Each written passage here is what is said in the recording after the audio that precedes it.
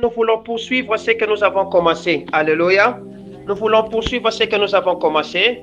Et nous allons jeter notre troisième base ou troisième pilier qui nous fait asseoir dans le véritable repos qui est le Seigneur. Ce troisième pilier, c'est vivre dans l'esprit. Alléluia. Ce matin, nous parlons de vivre dans l'esprit. Alors, pour ce faire, nous allons lire deux passages. Notre premier passage est tiré du livre de Jean, chapitre 3, les versets 3 à 5. Et le second est tiré du livre de Romains, chapitre 8, le verset 8 à 9. Amen. Est-ce qu'on peut se mettre debout en respect de la parole du Seigneur? Jean, chapitre 3, le verset 3 à 5. Voici ce que la parole du Seigneur dit au nom de Jésus-Christ, dans ma version qui est Louis II. Jésus lui répondit: en vérité, je te le dis, si un homme n'est né de nouveau, il ne peut voir le royaume de Dieu. Nicodème lui dit: comment un homme peut-il naître quand il est déjà vieux? Peut-il encore rentrer dans les seins de sa mère et naître? Jésus répondit: en vérité, je te le dis, si un homme n'est né d'eau et d'esprit, il ne peut entrer dans le royaume de Dieu. Amen. Lisons encore Romains chapitre 8, le verset 8 à 9. Voici ce que la loi nous dit au nom de Jésus. Or, ceux qui vivent selon la chair ne sauraient plaire à Dieu. Pour vous, vous ne vivez pas selon la chair, mais selon l'esprit. Si du moins l'esprit de Dieu habite en vous. Si quelqu'un n'a pas l'esprit de Christ, il ne lui appartient pas. Amen. Que mon Dieu vous bénisse. Nous pouvons nous rasseoir dans la présence du Seigneur. Bien-aimés, ce matin, je parle de vivre dans l'esprit. Parce que beaucoup de chrétiens ne savent pas que c'est une des conditions essentielles pour atteindre les bienfaits qui sont établis dans la loi de Dieu. Voici ce que le Seigneur est en train de dire. Il dit: marchez selon l'esprit et vous n'accomplirez pas les désirs de la chair. Parce que l'esprit, en réalité, dans l'homme, c'est l'esprit. Et tout ce que nous sommes sur la terre, ce n'est que l'enveloppe. Le corps n'est que l'enveloppe qui héberge les deux composantes essentielles de l'homme qu'on appelle l'âme et l'esprit, qui sont des composantes indestructibles, si je peux le dire ainsi. Le corps va se détruire, mais ton âme et ton esprit vont demeurer. Alléluia. Et le Seigneur ne parle pas directement au corps, mais il communique au niveau de l'esprit, et c'est l'esprit qui les canalise au niveau de l'âme. L'âme l'examine et les donne sous la forme de motivation à la chair, afin que l'homme commence à accomplir la volonté de Dieu. Et pourtant, beaucoup de gens sous-estiment le rôle primordial de l'esprit. Le Seigneur, sachant et connaissant le rôle primordial de l'esprit, il dit aux enfants d'Israël ceci: ne vous éloignez pas de Jérusalem jusqu'à ce que vous recevrez de mon esprit. Le Saint-Esprit subvenant sur vous, vous serez donc mes témoins. Donc nous savons témoigner Christ grâce à l'Esprit. Alléluia. Or, le Saint-Esprit, c'est qui? Le Saint-Esprit, c'est la troisième personne de la Trinité. Alléluia. La troisième composante de notre Dieu, c'est celui-là qu'on appelle le Saint-Esprit. Il était avant la fondation et avant la création. Il a participé dans la création et il est avec nous jusqu'à maintenant où nous sommes en train de continuer avec lui. Alléluia. Les Hébreux l'ont appelé le Ruach. Alléluia. D'autres l'appellent encore le Ruach. Les Grecs l'appellent le Pneuma. Alléluia. Et les Latins l'ont appelé le Spiritus. Alléluia. Voilà comment chacun définit en sa manière le Saint-Esprit. Mais en réalité, lorsque vous voyez le Saint-Esprit, le cachet du Saint-Esprit, c'est le vent. Alléluia. Voilà pourquoi les autres l'ont appelé le pneuma. Pneuma, ce n'est que le souffle. Alléluia. Ou le roua, c'est le souffle. Et même quand on parle de l'esprit, c'est quelque chose ou une entité qu'on ne sait pas saisir de la même manière que nous ne savons pas saisir l'air ou les comprimer ou les retenir. C'est ça le Saint-Esprit. Le Saint-Esprit, c'est en réalité l'Esprit de Jésus.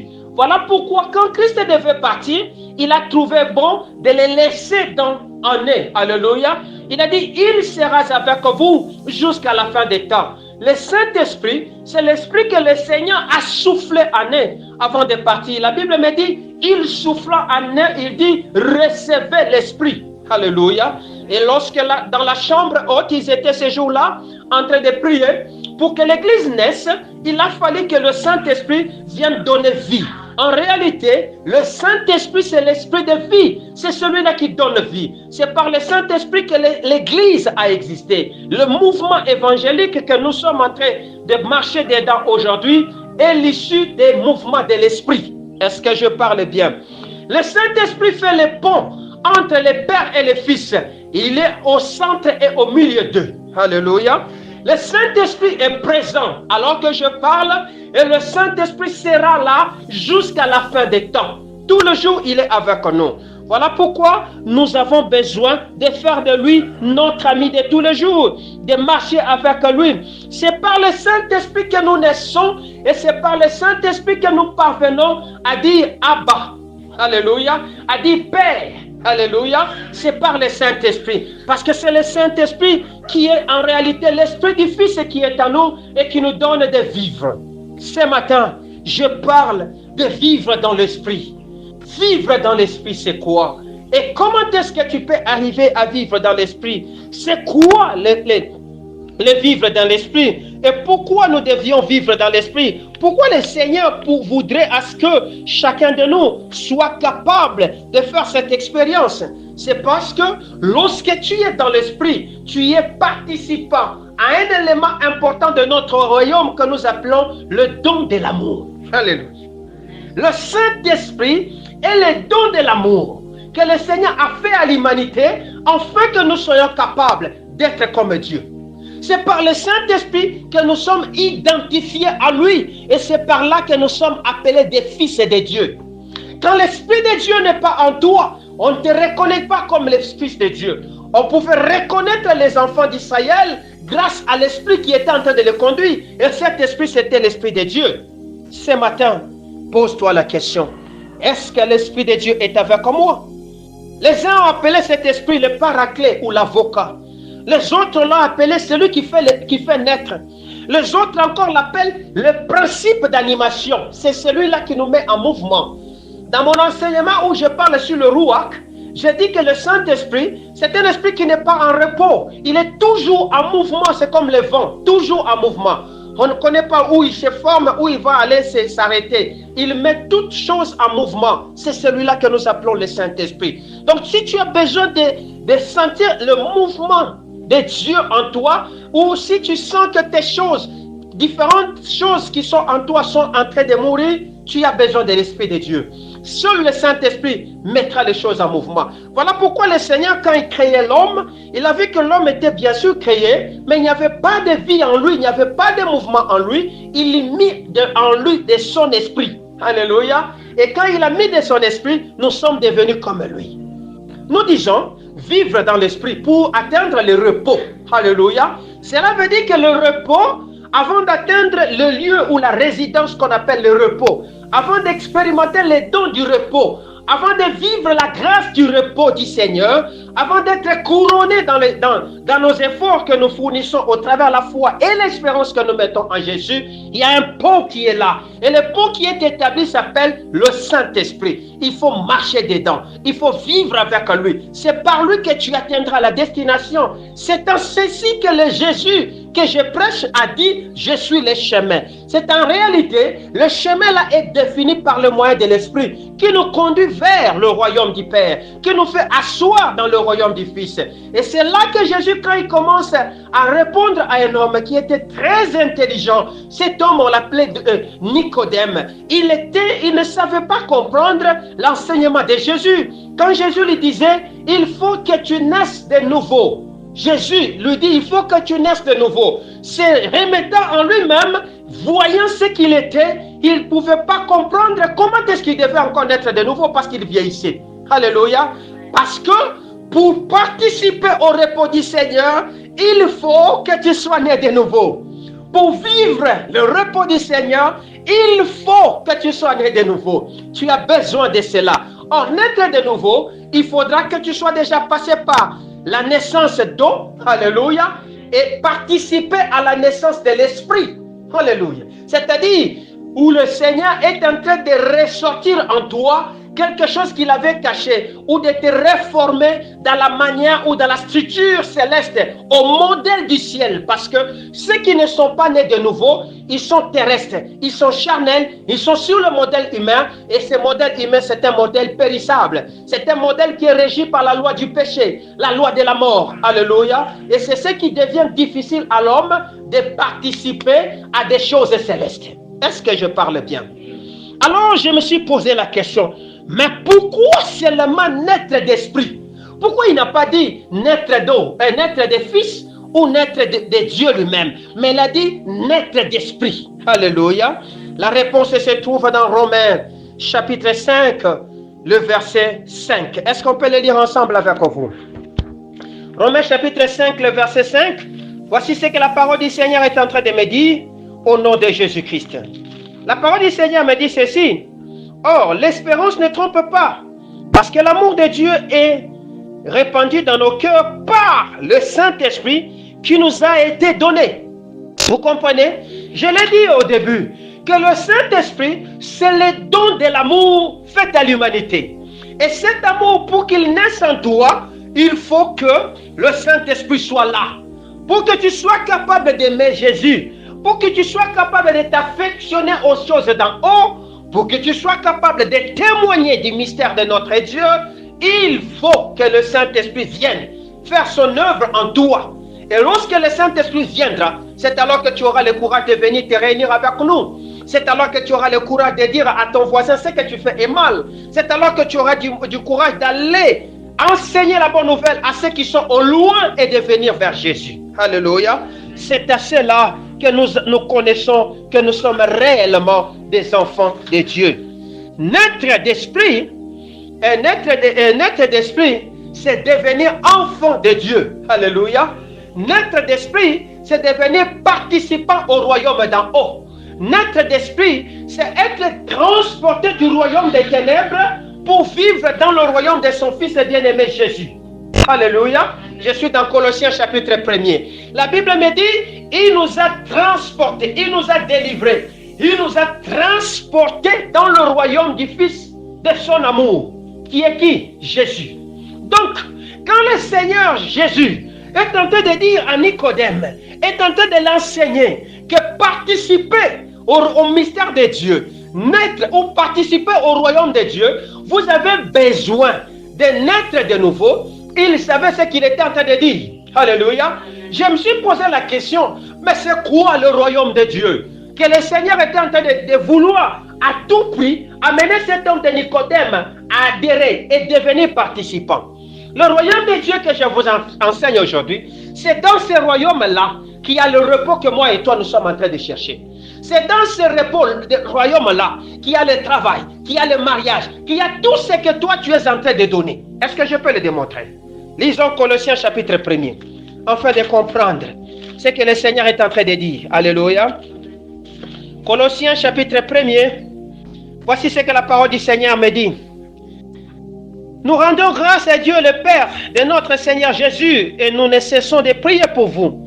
Ayant été informés de votre foi en Jésus-Christ et de votre charité pour tous les saints, à cause de l'espérance que vous êtes, qui vous est réservée dans le ciel, et que la parole de la vérité, la parole de l'évangile vous a précédemment fait connaître, il est au milieu de vous et dans le monde entier. Il est le fruit, il porte des fruits et il va grandissant, comme c'est au cas et comme c'est aussi le cas parmi vous. Depuis le jour où vous avez entendu et connu la grâce de Dieu conformément à la vérité, d'après les instructions que vous avez reçues et parfois, c'est qui, je ne sais pas, vous comprenez, et Paphras, notre bien-aimé compagnon de service, qui est pour vous un fidèle ministre de Dieu et qui nous a appris. Attendez, 12, je suis ici à 12. Rendez grâce au Père qui vous a rendu capable. Vous voyez comment on dit? Rendez grâce au Père qui vous a rendu capable d'avoir part à l'héritage des saints. Alléluia. Qui nous a délivrés de la puissance des ténèbres et nous a transportés dans le royaume du Fils de son amour, en qui nous avons la rédemption et la rémission des péchés. Il a l'image du Dieu invisible, le premier-né de toute la création. car en lui ont été créées toutes choses. On parle bien, toutes choses qui sont dans les cieux et sur la terre. Alléluia. Les visibles et l'invisible. Trône, dignité, domination, autorité. Tout a été créé par lui et pour lui. Vous comprenez? Donc, toutes choses que je cherche se trouvent en Jésus. Le royaume dont nous parle, que le Seigneur Jésus-Christ disait le royaume des cieux. En réalité, ce royaume a été construit, ce royaume a été façonné, ce royaume a été bâti autour de Jésus-Christ lui-même. Et lorsque Paul commence à faire sa lettre aux Colossiens, il les informe. C'est cet homme-là qui vous a délivré du royaume des ténèbres et qui vous a transporté dans le royaume de son Fils bien-aimé. Qui est qui? Jésus. C'est cet homme-là en qui toutes choses subsistent, des visibles et d'invisibles. C'est à cet homme-là que vous aurez le repos que vous êtes en train de chercher. Tout ce qui est dans les cieux, tout ce qui est sur la terre, c'est en lui que ça a existé. Si vous cherchez du diamant, c'est en Jésus que ça a existé. Tout ce que tu vois là-bas, étoiles, constellations, je ne sais pas, myriades, ce que nous ne savons pas voir dans le firmament, c'est en Jésus que ça a été créé. Et c'est ce que je vois sur la terre, c'est en Jésus. C'est-à-dire, lorsque je commence à chercher le repos du Seigneur, c'est auprès de Jésus que je dois aller. Pourquoi? Parce que c'est lui qui est le géniteur de toutes ces choses que moi je suis en train de chercher. Je l'ai dit que le repos, ce n'est qu'un couronnement des efforts, de mes efforts. Alléluia. Je l'ai dit que le repos, c'est la récompense que le Seigneur fait à un homme. Alléluia. Face à l'espérance qu'il a portée. Je l'ai dit encore, le repos, c'est un don que le Seigneur nous accorde, afin que les païens voient et qu'ils viennent à Christ. C'est ça le repos. C'est comme ça que Jésus dit, venez à moi. Vous tous qui êtes fatigués et chargés, je vous donnerai du repos. Alléluia. C'est-à-dire, quand je viens à Jésus, c'est à lui que je trouverai le repos. Or, le véritable repos commence en soi, avant de devenir une manifestation extérieure. Le véritable repos commencera en toi-même, avant d'être une manifestation extérieure. Ça sera comment? C'est que c'est quelque chose qui touche à l'entité que nous appelons l'âme. Parce que l'homme est appelé à être calme dans ce qu'on appelle les émotions, les motivations et dans sa pensée. Aussi longtemps que ce domaine est agité, ce domaine ne connaît pas le repos, ce que tu poursuis ne sera que vent et tempête et tu n'atteindras pas. Pour atteindre le travail que tu es en train de chercher, tu as besoin de la sérénité. C'est ici que Jésus est en train de dire aux apôtres que votre cœur ne se trouble point. Alléluia. Croyez en moi et croyez en qui? En Dieu. Pourquoi? Parce que le diable t'empêchera d'atteindre le repos, qui est le travail, par exemple, que tu cherches. C'est d'abord au niveau de ton cœur. Or, lorsqu'on parle du cœur, on voit la pensée, on voit l'intellect, la motivation. Alléluia. Et le mouvement qui sont là. Parce que c'est à ce niveau-là que le diable vient brouiller les ondes pour que tu ne sois pas capable de discerner le message que le Seigneur t'a donné au niveau de l'esprit. Alléluia. C'est là que Paul, quand il écrit aux Romains, il a dit, ne vous affectionnez pas aux choses de ce monde. Alléluia. Mais soyez renouvelés dans votre intellect, afin de discerner ce qui est bon et ce qui est agréable. Alléluia. Parce que c'est dans le niveau de la mentalité, de l'intelligence, que je saurai maintenant discerner. J'ai déjà dit et je l'ai enseigné plusieurs fois. Pour atteindre les objectifs que tu t'es assignés, tu ne les atteindras pas dans l'agitation. Tu ne les atteindras pas dans un esprit troublé, mais tu vas les atteindre dans le calme de Dieu.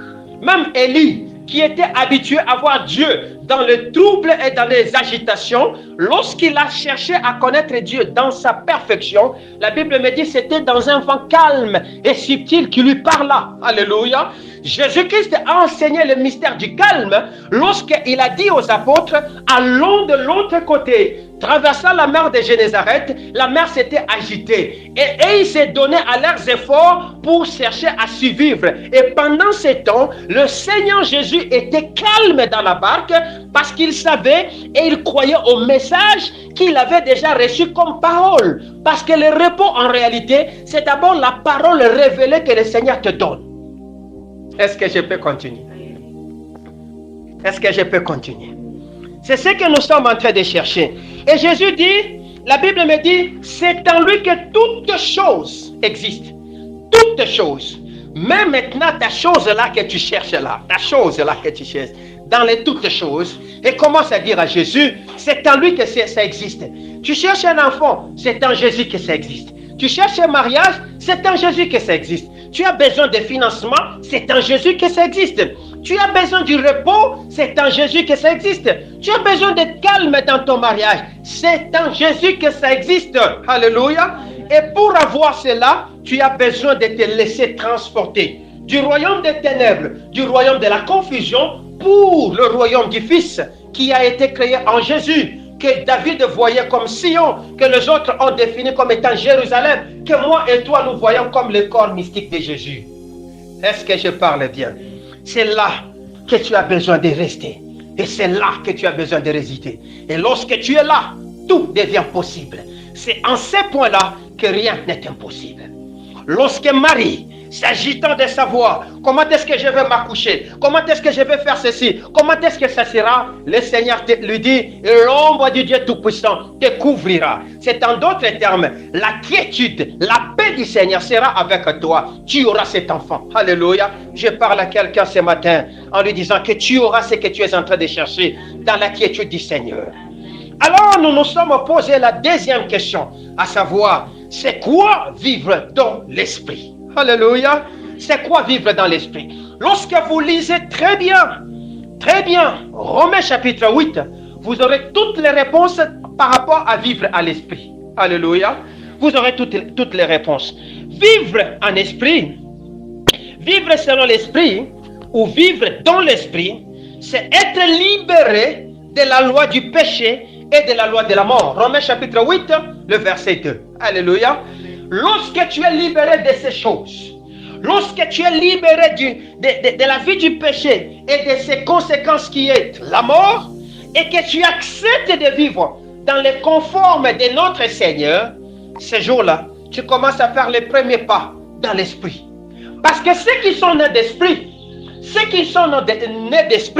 ce sont des gens qui ont appris à tuer les passions de la chair, à tuer les envies de la chair et à tuer tout ce qui est du monde, à se laisser transporter dans les envies des choses de Dieu. Et c'est comme ça que la conséquence nous est donnée par-dessus tout, qui est les choses matérielles que nous sommes en train de chercher. Car il n'y a personne qui soit venu à Jésus et rentrer tel qu'il était venu. Il y a de ceux-là que le Seigneur a dit, il dit ceci à Pierre, oui, je sais que tu as abandonné ton père, tu as abandonné ta mère, tu as abandonné toute ta communauté. Mais je t'informe qu'il y a des choses que tu auras à hériter sur la terre comme au ciel. Il y a une part des choses que tu auras à hériter sur la terre. Pourquoi? Parce que toutes ces choses subsistent en Jésus. Et c'est en lui que ça a été créé. Alléluia. Ne te dis pas parce que j'ai donné ma vie à Jésus que le travail n'existe plus. Ne te dis pas parce que je suis à Jésus que le bonheur n'existe pas. Et que nous sommes dans un moment transitoire. Et dans ce moment transitoire, nous devions perdre tout ce qui est de nos avantages. Les laisser aux mondains attendant un nouveau royaume. Non. Nous devons conquérir et nous devons vaincre sur la terre. C'est là que le Seigneur est en train de dire ceci à ses apôtres. Quand vous prierez, dites que ton règne vienne. Que ton royaume vienne. Que ce que tu avais dit à Jésus se manifeste. Alléluia. Mais nous allons invoquer que cela vienne. Pourquoi? Parce qu'il y a une part des choses que nous devrions faire sur la terre. C'est-à-dire impacter. C'est-à-dire dominer. C'est-à-dire assujettir et régner sur cette terre. Parce que je parle bien. Tu ne régneras pas lorsque tu n'es pas en train de démontrer l'excellence de notre Dieu. Où tu es en train de montrer la sagesse de notre Dieu. Salomon, qui était le plus sage de son temps, à cause de notre Seigneur qui lui avait donné comme un don, parce qu'il en avait, le monde entier pouvait bouger. Une reine pouvait quitter tout son coin pour aller à la rencontre d'un homme où il a trouvé une sagesse qui n'existait pas. Alléluia. C'est à cela que la Bible dit, au temps de la fin, 10 hommes saisiront au pont d'Israël. Ils diront, nous avons vu Dieu. Israël dont on parle, ce n'est pas la nation d'Israël actuelle, mais c'est toi et moi qui avons accepté d'adhérer dans le corps de Jésus et de vivre dans le royaume de son Fils, autant que nous sommes en train de vivre, les gens doivent venir de partout ailleurs dire que nous avons vu Dieu en toi. Alléluia. Ils l'auront vu pourquoi? Parce que tu es en train de manifester Jésus. Parce que tu es en train de démontrer Jésus. Parce que tu es en train de vendre Jésus positivement. Alléluia. Non pas seulement en parler, mais aussi en acte. Alléluia. Non pas seulement en acte, mais aussi en bien qui t'accompagne dans l'œuvre que le Seigneur t'a donnée. Est-ce que je parle bien? Qu'est-ce que vivre dans l'esprit? C'est vivre, c'est lorsque nos désirs ont changé. Alléluia. Nos désirs à nous changent. Lisons. Romains chapitre 8, le verset 5e. Romains chapitre 8, le verset 5. Ce n'est plus moi qui vis, mais c'est Christ qui vit en moi.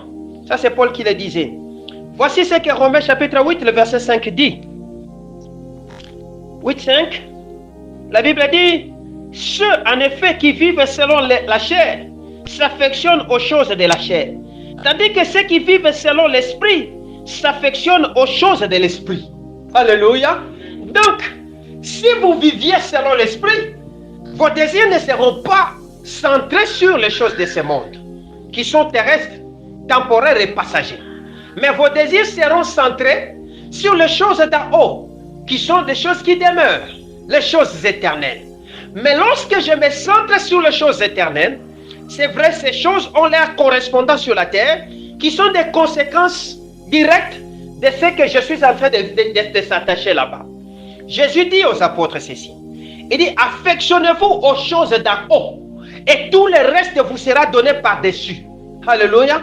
Quand je m'affectionne aux choses d'en haut, c'est quoi? Je m'affectionne aux choses de l'esprit. Quelles sont les choses de l'esprit? Ce sont ces révélations, ce sont ces messages, ce sont ces lignes de conduite que le Seigneur te donne, afin que tu puisses te centrer dessus. Alléluia. Lorsque le Seigneur dit que c'est l'année du repos, ou lorsque le Seigneur dit c'est le temps de les chercher, tu dois faire de cela le centre de gravité de ton existence. Chercher à connaître, à apprendre de cela, à vivre conformément à cette parole. C'est alors que tout le reste viendront de soi. Alléluia.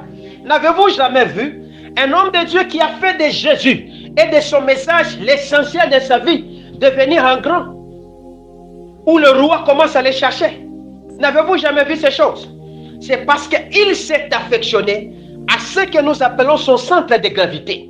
Et nous cherchons à connaître ce qui est du centre de gravité. Nous courons vers ça. Malheureusement, toi tu es ici, mais ta pensée court dans les choses de ce monde. Toi tu es ici, ton énergie est centrée sur les choses qui ne sont pas de Dieu. C'est à cela que tu es en train de faire un mouvement contraire. Parce que, en réalité, tu devais te centrer sur ce qui est de Dieu. C'est là que tu vas saisir ce qui est de Dieu. Et les autres viendront comme par un aimant, coller à toi et te pourchasser. Il dit ceci, j'ordonnerai à la bénédiction d'être avec toi. Il n'a pas dit je t'ordonnerai de pourchasser la bénédiction. Lorsque je m'affectionne aux choses d'en haut, la bénédiction est commandée par Dieu de me pourchasser. Alléluia. Et la bénédiction, c'est quoi? La bénédiction, ce ne sont que les bonnes paroles que le Seigneur a libérées sur toi. Il ordonnera à ces paroles de s'accomplir dans ton existence. C'est-à-dire, il va exécuter Ésaïe 55, 11. Parce que c'est lui, l'auteur de la bénédiction. Est-ce que je parle bien? Évoluons. Troisième des choses. Vivre dans l'esprit, c'est devenir enfant de Dieu. Romains chapitre 8, le verset 15e. Voici ce que la parole de Dieu dit. Et vous, n'ayez point... vous n'avez point reçu un esprit de servitude, pour être encore dans la crainte. Mais vous avez reçu un esprit d'adoption par lequel nous crions Abba, Père. Alléluia. L'esprit qui vient habiter en toi t'adopte, alléluia, te rachète, t'adopte, fait de toi son enfant. Et c'est par cet esprit, il te donne l'ordre maintenant de commencer à appeler ce Dieu-là pour lequel l'esprit est en action, Abba, Papa, Père, donne. Tu comprends? C'est en ce sens là-bas. C'est-à-dire, quand je nais de l'esprit, je deviens partie intégrante de Dieu et je participe à la nature de Dieu.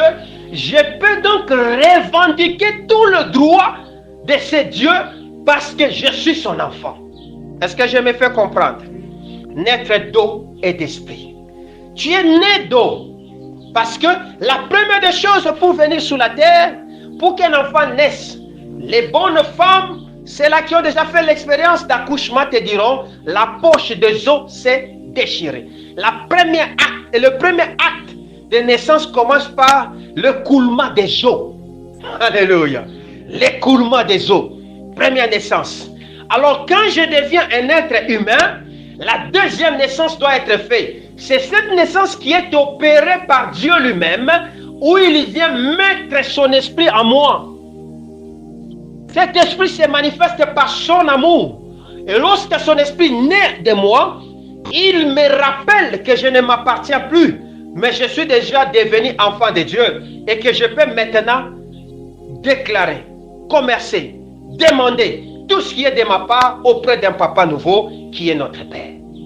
Alléluia. Voilà ce qui se passe. Or, qu'est-ce qui arrive souvent? Pour que nous ne soyons pas, nous n'expérimentions pas la vie dans l'esprit. Il y a 5 ou 6 éléments, ou plusieurs même. Mais moi j'en ai noté 5 pour toi, qui peuvent t'empêcher de vivre dans l'esprit. La première des choses, c'est ce que nous appelons les habitudes. Alléluia. Quand tu as le Saint-Esprit, ne t'habitue pas au Saint-Esprit.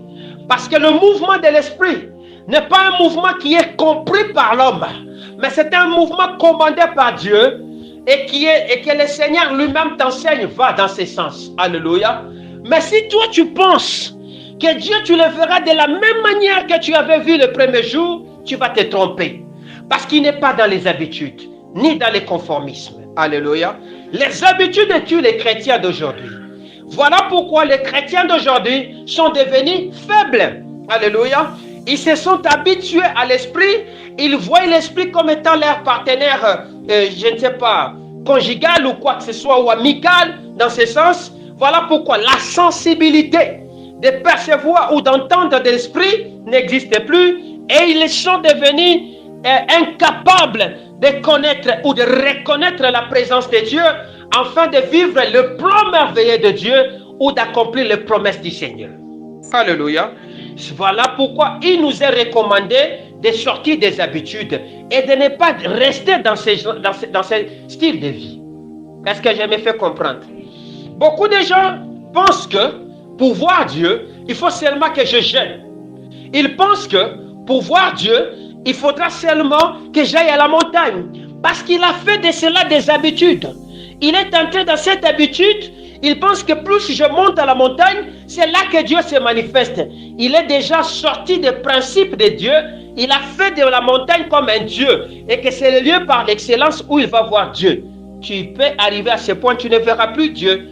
Pourquoi? Parce que ce que toi tu es en train de faire, c'est ce qu'on appelle la religiosité. Alléluia. Ou la religion, en un mot.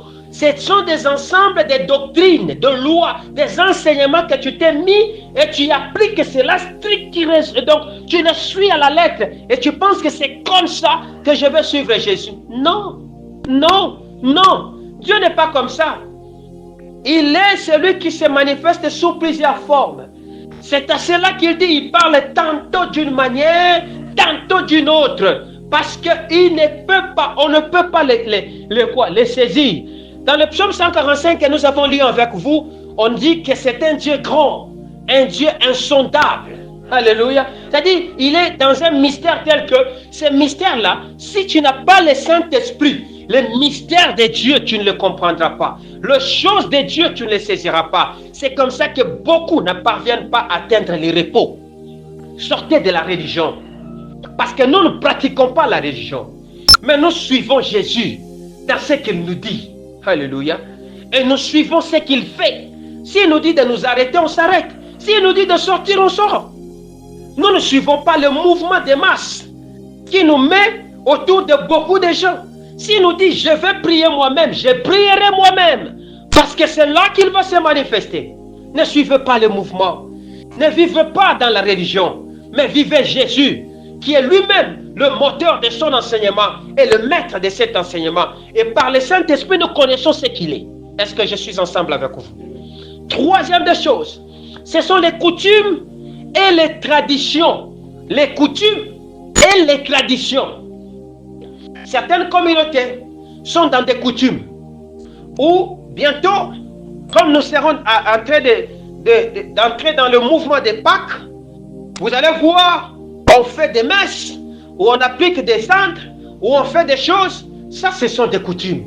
Ça, ce sont des traditions. Alléluia. Notre Dieu n'est plus dans des traditions, ou n'est pas dans des traditions. Pour que je sois en train de les répéter, Non, non. Dieu est dans la révélation. Alléluia. Il se laisse connaître à quiconque les cherche.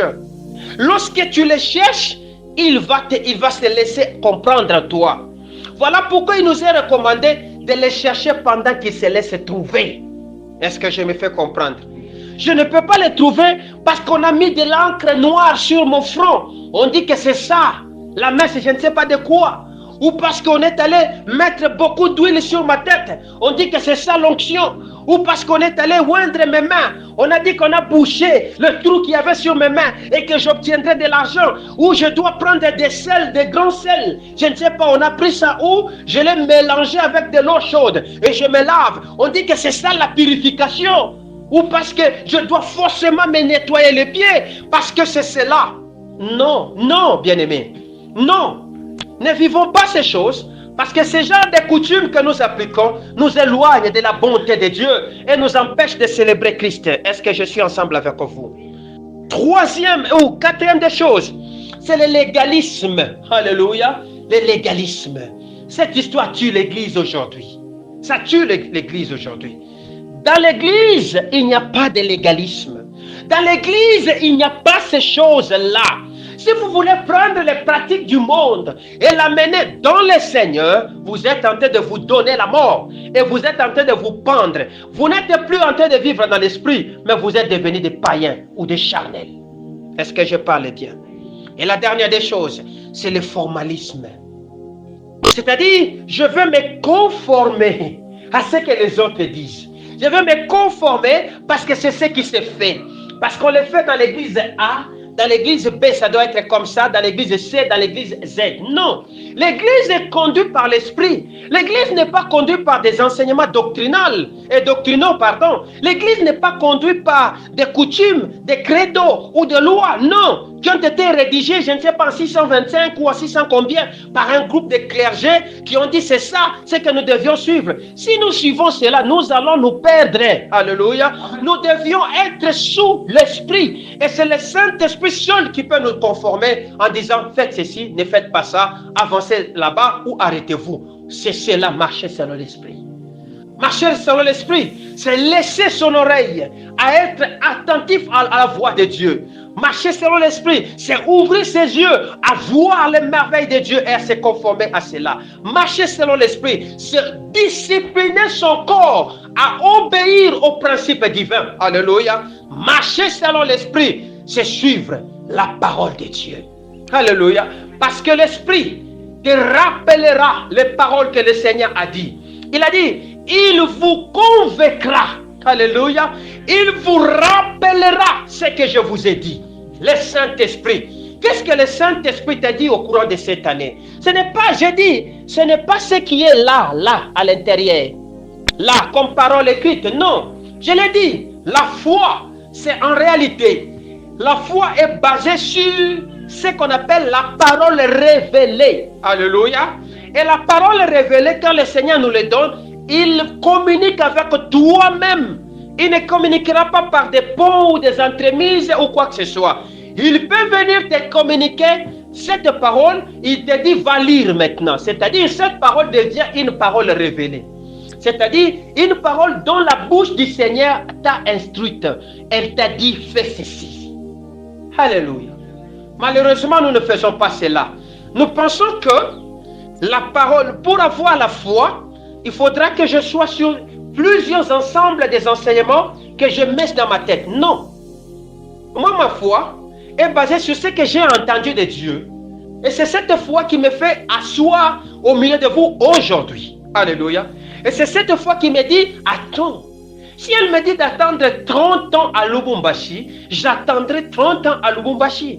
Parce que la parole que j'ai entendue a la vie, a la capacité de me préserver de tous les dangers. Et derrière cette parole, il n'y a pas seulement, il y a la main de Dieu qui accompagne cette parole et qui me permet de servir à la gloire de Dieu. Alléluia. C'est à cela. Et maintenant, lorsque j'ai cette parole, je peux donc laisser le Saint-Esprit me conduire. Parce qu'il peut y arriver des moments où j'oublierai, où je serai peut-être transporté dans mes pensées.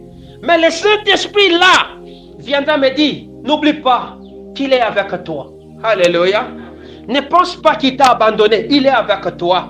Malgré ce désert que tu traverses, il est là. Malgré cette souffrance, il est là. Il a dit, dans ma maison, il n'y aura ni de femmes stériles, ni celles qui avortent. Parce qu'il est avec toi. Alléluia. N'oublie pas qu'il est ton Seigneur. Toutes ces paroles, c'est le Saint-Esprit. Et lorsque cela nous revient comme un boucle à chaque instant, ça booste la foi, ça me consolide et ça me permet de m'accrocher encore davantage à Jésus. Avec cela, je réussirai. Vous voyez comment on atteint le repos? C'est-à-dire, le Saint-Esprit joue un rôle primordial.